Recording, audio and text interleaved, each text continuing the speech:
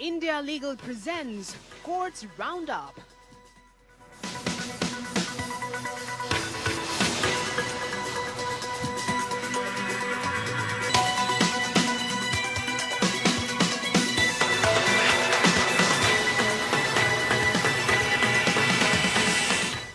नमस्कार, आप देख रहे हैं हमारी खास पेशकश कोर्ट्स राउंडअप। मैं हूं आपके साथ नलिनी सिंह पालीवाल। इस बुलेटिन में अगले आधे घंटे हम आपको कोर्ट से जुड़ी तमाम छोटी बड़ी खबरों से रूबरू करवाएंगे। कोर्ट की कार्यवाही और सुप्रीम कोर्ट से लेकर हाई कोर्ट और लोअर कोर्ट तक के फैसलों को आपके सामने रखेंगे। तो चलिए शुरू करते हैं खबरों का सिलसिला। India Legal presents Courts Roundup.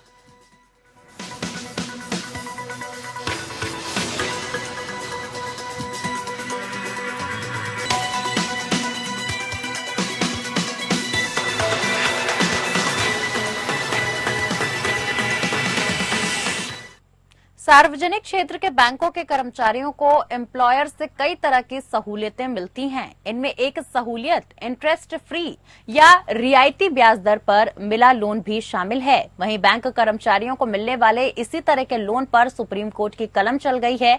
एक मामले में सुप्रीम कोर्ट ने फैसला सुनाया है कि कर्मचारियों को अपने बैंक से ब्याज मुक्त या कम ब्याज ऋण लेने पर जो भी पैसा बचता है उस पर इनकम टैक्स लगेगा। पेश है एक रिपोर्ट।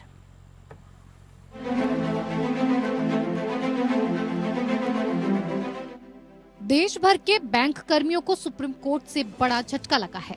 सर्वोच्च अदालत ने कहा कि बैंकों द्वारा अपने कर्मचारियों को प्रदान किए गए ब्याज मुक्त या रियायती लोन को अनुषंगी लाभ या सुविधाएं माना जाएगा और ये टैक्स के अधीन है। सीधे शब्दों में कहें तो सुप्रीम कोर्ट ने अपने फैसले में कहा कि बैंक कर्मचारियों को उनके बैंकों की ओर से रियायती दर पर या बिना ब्याज के लोन की जो सुविधा मिलती है उस पर टैक्स की देनदारी बनती है। यानी कम ब्याज वाले तरह के लोन पर बैंक कर्मचारियों को टैक्स का भुगतान करना होगा। इस संबंध में सर्वोच्च अदालत ने इनकम टैक्स के नियमों को बरकरार रखा। सुप्रीम कोर्ट ने कहा कि बैंक कर्मचारियों को बैंकों की ओर से इंटरेस्ट फ्री लोन की सुविधा खास तौर पर दी जाती है, जिसमें उन्हें या तो कम ब्याज पर या बिना ब्याज के लोन मिल जाता है। ये बहुत अच्छी सुविधा है जो सिर्फ बैंक कर्मचारियों को ही मिलती है, लेकिन सुप्रीम कोर्ट ने इसे फ्रिंज बेनिफिट करार दिया और कहा कि इस कारण ऐसे लोन पर कर लगेगा। न्यायमूर्ति खन्ना और न्यायमूर्ति दत्ता ने अनुलाभ की प्रकृति के बारे में स्पष्ट करते हुए बताया कि ये रोजगार की स्थिति से जुड़ा एक लाभ है जो वेतन के बदले लाभ से अलग है। ये सेवाओं के लिए मुआवजा है। अनुलाभ रोजगार के लिए आकस्मिक है और रोजगार की स्थिति के कारण लाभ प्रदान करते हैं जो सामान्य परिस्थितियों में उपलब्ध नहीं होते हैं। दरअसल बैंक कर्मचारियों के संगठनों ने आयकर विभाग के एक नियम को सुप्रीम कोर्ट में चुनौती दी थी, जिसमें बैंक कर्मचारियों को खास तौर पर मिलने वाली लोन की सुविधा को टैक्सेबल बनाया गया है। इनकम टैक्स एक्ट 1961 के सेक्शन 17 की उपधारा 2, 8 और इनकम टैक्स रूल्स 1962 के नियम 3 की उपधारा 7 आई के तहत अनुलाभ को परिभाषित किया गया है। न्यायमूर्ति संजीव खन्ना और दीपांकर दत्ता ने अपने फैसले में कहा कि अनुलाभ कर्मचारी की स्थिति से जुड़ा एक अतिरिक्त लाभ है जो वेतन के बदले लाभ के विपरीत है। बेंच ने कहा ये रोजगार से जुड़ा है और वेतन से अधिक या अतिरिक्त है। कोर्ट ने कहा कि बेंचमार्क के रूप में एसबीआई की ब्याज दर का निर्धारण न तो मनमाना है और न ही शक्ति का असमान प्रयोग है। कोर्ट ने all India bank officers federation और अन्य संस्थाओं द्वारा दायर याचिकाओं को खारिज कर दिया। Bureau report, APN.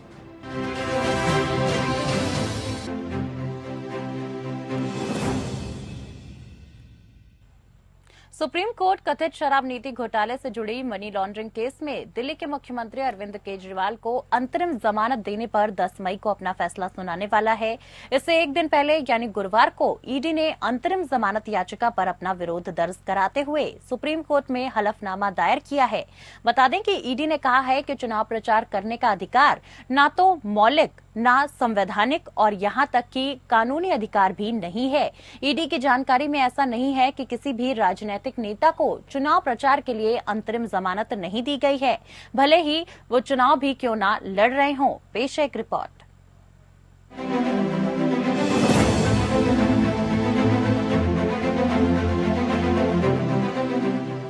दिल्ली शराब घोटाले में दिल्ली के मुख्यमंत्री अरविंद केजरीवाल की मुसीबतें बढ़ने जा रही हैं। प्रवर्तन निर्देशालय शुक्रवार को इस मामले में दिल्ली सीएम के खिलाफ चार्जशीट दाखिल करने जा रही है। ये पहली बार होगा जब केजरीवाल का नाम चार्जशीट पर दाखिल होगा।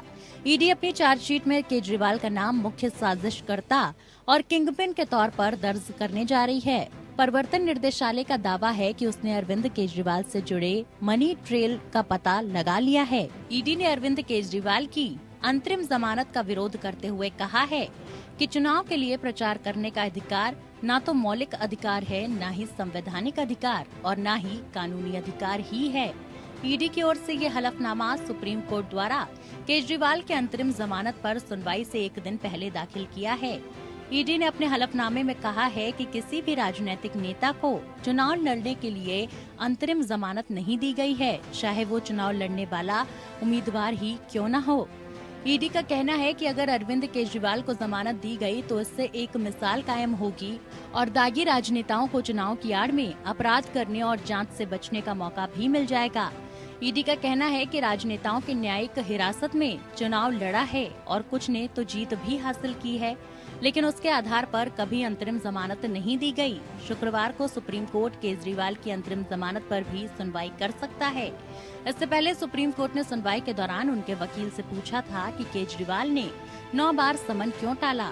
जस्टिस संजीव खन्ना ने पूछा था कि ईडी ने केजरीवाल को 9 बार नोटिस भेजा, उन्होंने हर बार क्यों टाल दिया। इस पर अभिषेक मनु सिंघवी ने कहा था कि जब सीबीआई ने बुलाया तो वो गए। अरविंद केजरीवाल ने ईडी के नोटिस का विस्तार से जवाब दिया, लेकिन ईडी ये नहीं कर सकती कि आप समन भेजने पर नहीं आए, इसीलिए हमने गिरफ्तार किया। दिल्ली के कथित शराब घोटाले में ईडी ने मुख्यमंत्री अरविंद केजरीवाल को 21 मार्च को गिरफ्तार किया था। इससे पहले ईडी ने उन्हें मामले में पूछताछ के लिए 9 समन जारी किए थे। हालांकि केजरीवाल किसी भी समन पर पेश नहीं हुए थे। केंद्रीय जांच एजेंसी का आरोप है कि वे घोटाले के मुख्य साजिशकर्ता थे और सीधे तौर पर शराब कारोबारियों से रिश्वत मांगने में शामिल थे। इन आरोपों को खारिज करने वाली आम आदमी पार्टी कहती रही है कि दिल्ली में कोई नेतृत्व परिवर्तन नहीं होगा और मुख्यमंत्री केजरीवाल जेल से ही सरकार चलाएंगे। Bureau report, APN। Supreme court ने दिल्ली के रिज इलाके में पेड़ कटाई को लेकर अपनी चिंता व्यक्त की है। कोर्ट ने इस मामले की सुनवाई के दौरान एजेंसियों को जमकर फटकार लगाते हुए कहा कि आप कानून को अपने हाथ में नहीं ले सकते हैं। कोर्ट ने ये प्रतिक्रिया बिना अनुमति के पेड़ काटने को लेकर दी है। अब इस मामले में कोर्ट ने DDA, वाइस चेयरमैन और CPW DG को भी तलब किया है। साथ ही कोर्ट ने इस सुनवाई के दौरान ही भारत सरकार के DG फॉरेस्ट और दिल्ली सरकार के principal chief conservator of forest को भी अवमानना का नोटिस जारी किया है। सुनवाई के दौरान सुप्रीम कोर्ट ने अगले आदेशों तक छतरपुर स्थित दक्षिणी रिज और मध्य दिल्ली में बुद्ध जयंती पार्क के पास पेड़ कटाई और सड़क निर्माण कार्य पर रोक लगाई है। इस मामले में फिलहाल एजेंसियों को यथास्थिति बरकरार रखने को भी कहा गया है। साथ ही कोर्ट में याचिकाकर्ता की ओर से पेश वरिष्ठ वकील मुकुल रोहतगी ने कहा है कि अदालत की अनुमति के बिना कटिंग किए कैसे की जा सकती है। आपको बता दें, एक मध्य रिज है, एक दक्षिणी रिज है। लोधी गार्डन के अलावा दिल्ली में यही एकमात्र फेफड़ा बचा है। अगर आप केवल कुछ सड़कों को चौड़ा करने के लिए कटौती करते रहेंगे तो कैसे होगा। सुप्रीम कोर्ट ने सुनवाई के दौरान दोनों मामलों में अवमानना नोटिस जारी करने का आदेश भी दिया है। साथ ही कहा कि DDA वाइस चेयरमैन और CPW DG 14 मई को अदालत में पेश होंगे। सुनवाई के दौरान जस्टिस AS ओक ने कहा कि एजेंसियां आगे किसी भी पेड़ की कटाई में शामिल नहीं होंगी और विषय संपत्तियों में यथास्थिति बनाए रखनी चाहिए। अगर हम संतुष्ट हैं तो हम दोबारा पेड़ लगाने के लिए कहेंगे। अब इस पर रोहतगी ने कहा कि रिज प्रबंधन बोर्ड की संवैधानिक की जांच करने का समय आ गया है। वहीं पिछली सुनवाई के दौरान सुप्रीम कोर्ट द्वारा नियुक्त केंद्रीय उच्चाधिकारी प्राप्त समिति ने अदालत के निर्देशों का उल्लंघन और केंद्र की मंजूरी के बिना दक्षिणी दिल्ली के रिज क्षेत्र में अवैध निर्माण और लगभग 750 पेड़ों की कटाई पर दिल्ली विकास प्राधिकरण के खिलाफ कार्यवाही की सिफारिश की है। साथ ही सुप्रीम कोर्ट को सौंपी गई एक रिपोर्ट के अनुसार CEC ने कहा है कि पिछले साल दिसंबर में DDA ने मुख्य छतरपुर रोड से शार्क विश्वविद्यालय तक एक सड़क के निर्माण के लिए रिज वाली भूमि आवंटित की थी, जो वन संरक्षण अधिनियम 1980 के प्रावधानों का उल्लंघन करके किया गया था।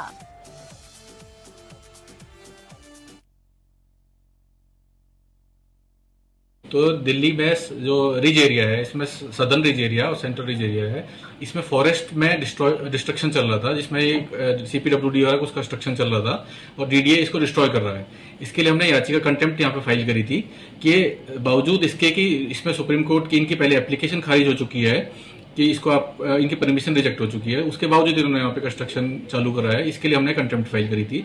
इसमें ऑनरेबल सुप्रीम कोर्ट ने आज कंटेम्प्ट में इशू नोटिस करे हैं, जिसमें कि वाइस चेयरमैन DDA को और CPWD के डायरेक्टर जनरल और अधिकारियों को इसमें 14 तारीख को जो अगली डेट है उसमें कोर्ट में उपस्थित रहने के लिए कहा।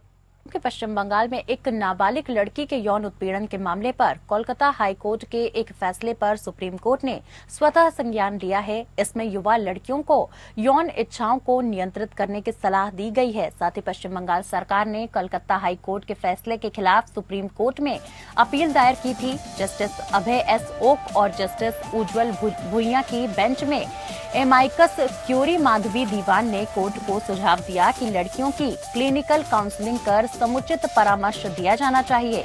इसके अलावा एक रिपोर्ट बनाकर कोर्ट में पेश की जानी चाहिए। उन्होंने कहा कि पश्चिम बंगाल राज्य सरकार पहले से ही ये सब करा रही है। हालांकि कोर्ट ने ये स्पष्ट किया कि हम चाहते हैं कि उस पीड़ित लड़की की काउंसलिंग में पूरी तरह से निष्पक्षता हो। इस पर पश्चिम बंगाल सरकार ने कहा कि हम पूरी तरह से किसी भी तरह की सहायता के लिए तैयार हैं। साथ ही ये भी कहा कि भाषा की समस्या को देखते हुए स्थानीय काउंसलर को मौका दिया जाना चाहिए, जिससे भाषा की समझ में आसानी रहे। वहीं कोर्ट ने कहा कि हम सिर्फ ये सुनिश्चित करने के लिए महिला की काउंसलिंग का आदेश दे रहे हैं कि उसने व्यक्ति का चुनाव सोच समझकर किया है। हम इस बारे में आश्वस्त होना चाहते हैं कि इस पर पीड़ित लड़की के वकील ने कहा है कि लड़की उसी आदमी के साथ खुश है और कहीं और अकेले नहीं रहना चाहती। अब इस मामले पर सुनवाई के बाद कोर्ट ने कहा कि हम इस पर आदेश पारित करेंगे। कलकत्ता हाई कोर्ट ने अक्टूबर में एक मामले की सुनवाई के दौरान कहा था कि नाबालिग लड़कियों को अपनी यौन इच्छाओं पर कंट्रोल रखना चाहिए और नाबालिग लड़कों को युवा लड़कियों और महिलाओं और उनकी गरिमा का सम्मान करना चाहिए। अब इस मामले को सुप्रीम कोर्ट ने स्वतः संज्ञान लिया और सुनवाई शुरू की है। दिसंबर में सुप्रीम कोर्ट ने कहा था कि जजों को अपनी निजी राय व्यक्त नहीं करनी चाहिए।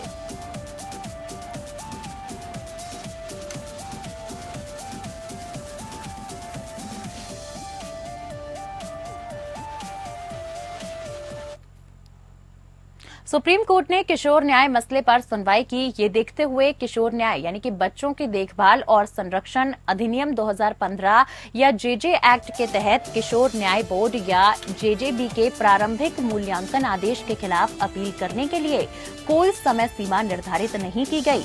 सुप्रीम कोर्ट ने JJB के प्रारंभिक मूल्यांकन आदेश के खिलाफ अपील करने के लिए 30 दिनों की समय सीमा निर्धारित करके इस अंतर को भरने के लिए हाल के फैसले में इसे उचित माना है। साथ ही कोर्ट ने कहा कि न तो अपील दायर करने के लिए कोई समय तय किया गया और न ही उस मामले में देरी की माफी के लिए कोई प्रावधान प्रदान किया गया। साथ ही जस्टिस CT रवि कुमार और जस्टिस राजेश बिंदल ने 30 दिनों की समय सीमा निर्धारित करके अंतर को भरने की मांग की, जो अन्यथा अधिनियम की योजना के खिलाफ नहीं जाती है।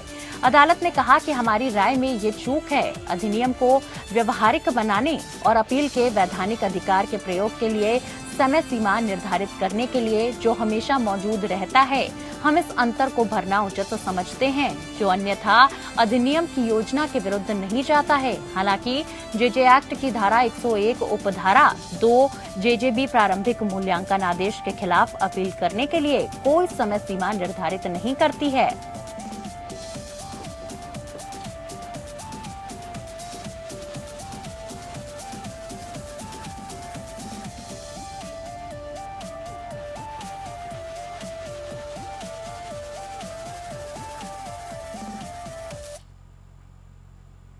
सुप्रीम कोर्ट ने 6 मई के अपने आदेश में कहा कि 1993 से 93 के बॉम्बे दंगों से संबंधित रिपोर्ट में जस्टिस श्री कृष्ण आयोग द्वारा पुलिस सुधारों के संबंध में की गई सिफारिशों का महाराष्ट्र राज्य द्वारा शायद ही कोई अनुपालन किया गया। दरअसल दिसंबर 1992 और जनवरी 1993 में बाबरी मस्जिद के विध्वंस के बाद मुंबई में हुए भयावह दंगों के कारणों की जांच के लिए राज्य द्वारा वर्ष 1993 में आयोग का गठन किया गया था। सिफारिशों में पुलिस अधिकारियों के लिए शारीरिक फिटनेस के सख्त मानक, उनकी कार्य स्थितियों में सुधार और उचित आवास सुविधाएं शामिल थीं।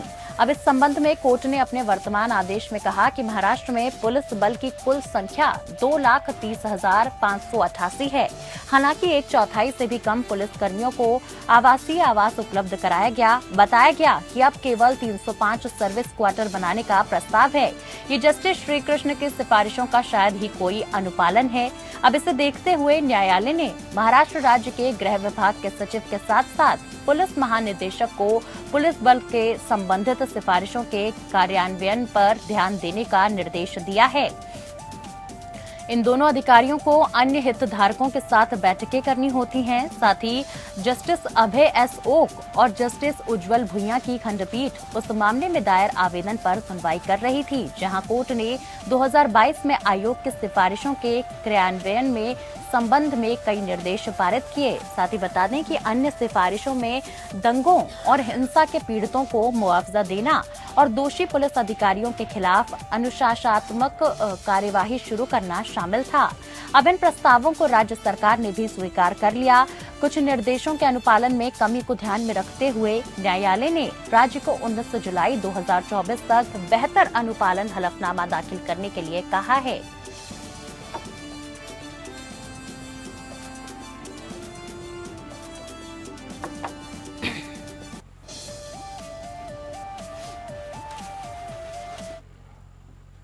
हिरासत में यातना के आरोपों के बीच मद्रास हाईकोर्ट ने यूट्यूबर सवुक्कू शंकर की स्वास्थ्य स्थिति के बारे में जिला कानूनी सेवा प्राधिकरण कोयम्बटूर से रिपोर्ट मांगी है। ये सूचित किए जाने के बाद कि डीएलएसए ने शंकर के स्वास्थ्य की जांच के लिए पैनल में शामिल 3 वकीलों और एक्सपर्ट डॉक्टरों को नियुक्त किया। जस्टिस एडी जगदीश चंदीरा और जस्टिस आर कलाई मथी की अवकाश पीठ ने प्राधिकरण को 9 मई 2024 तक एक रिपोर्ट प्रस्तुत करने का निर्देश दिया है।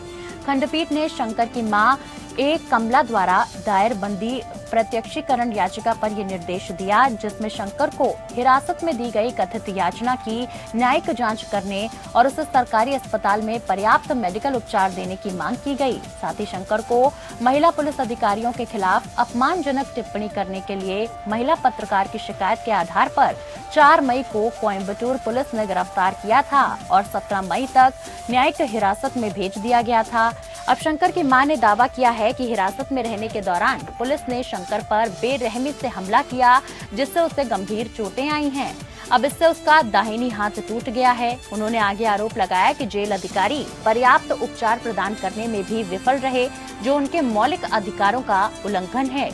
जब इस मामले को अवकाश पीठ ने उठाया तो शंकर की ओर से पेश सीनियर वकील जॉन सथियन ने तर्क दिया कि हिरासत में लिए जाने के दौरान उन्हें कोई चोट नहीं आई, लेकिन अब उनके दाहिने हाथ में फ्रैक्चर हो गया, जो स्पष्ट रूप से हिरासत में यातना या हिंसा की ओर इशारा करता है। हालांकि उन्होंने अदालत से अधिकारियों को यह निर्देश देने का भी आग्रह किया कि शंकर को उसकी चोटों की जांच के लिए वीडियो कॉन्फ्रेंसिंग के माध्यम से अदालत में पेश किया जाए, लेकिन अदालत सहमत नहीं थी और राय दी कि इसका मतलब बंदी प्रत्यक्षीकरण याचिका का दायरा बढ़ाना होगा। हालांकि अदालत ने डीएलएसए को शंकर के स्वास्थ्य स्थिति के संबंध में अपनी रिपोर्ट दाखिल करने का निर्देश दिया है।